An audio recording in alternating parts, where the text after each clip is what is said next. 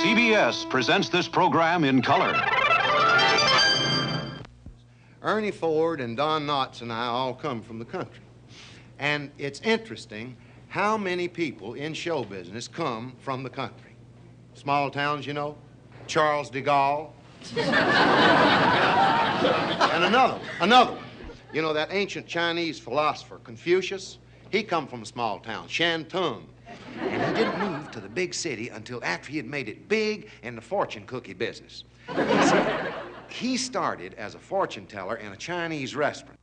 After supper, folks would call out to him and say, "Hey, Confucius, come over here and tell us your fortune." Fortune with every dinner. He made up all kinds of sayings like, fool me once, shame on you, fool me twice, shame on me. If you don't like my lotus blossom, don't shake my tree. And he got real popular.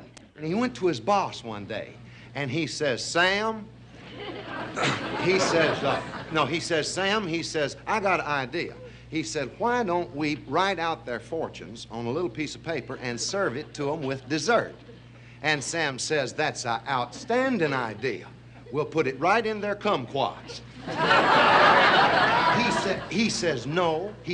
How about we serve them with their fortune cookies? Just like that, a multi-million-dollar business was born. And Confucius moved to the city, made it real big, had 2 rickshaws, his own dragon. He actually did so well that he was able to get all his daughters eye jobs.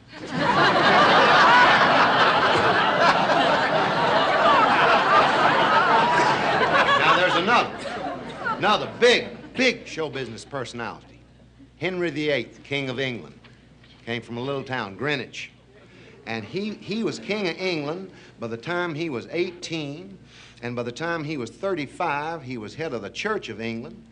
And before he was 54 years old, he had killed 6 wives. And he didn't even have an agent. And the biggest name in all show business came from a small town. William Shakespeare came from Stratford. William Shakespeare, you might not know that, but he used to be an actor, played in a little amateur group, and they used to do these Elizabethan plays for the Kiwanis Club on Saturday nights. And he came home to his wife one night, and he said, hark. He used to say hark a whole lot. He said, hark, I think I've had it as an actor, because my hair is falling out and I can't play those girl parts anymore.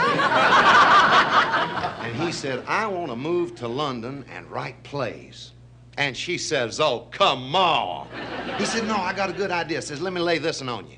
Said, I got a melancholy prince. Maybe I'll call him Hamlet. And his father is killed by his uncle. Now, Hamlet can't figure out whether to kill his uncle. He finally kills his uncle, and his mother dies, and his sweetheart dies, and her daddy dies, and her brother dies, and all his friends die, and finally Hamlet dies too. She says it's not much of a show for the kids, is it? She says, if you want to write something, why don't you write here in Stratford, where everything's nice? He said, what can I write here? She says, dirty sonnets. But they moved to London, and he made it big. I mean, he made it real big. But she never did like it. She always wanted to go back to Stratford. She never liked London. You know, it was dirty, it was noisy, it was cold, and every winter she had the bubonic plague. And she never saw Shakespeare either.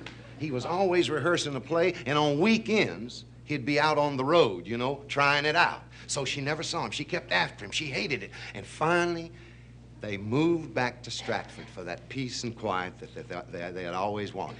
But it didn't work out that way, because by now he was so famous that people on weekends, he'd be out mowing his yard, and people on weekends would come by and ask for his autograph. Tour buses would come by, and the people would holler out the window and say, "What say there about Avon?" And his wife got so mad, and she stayed mad. And finally, William Shakespeare passed on, and they put on his tomb the inscription, "He was the greatest of them all." And underneath, his wife added a little Latin inscription, said, "In hoc signo vinces," which means, but on weekends he was only fair.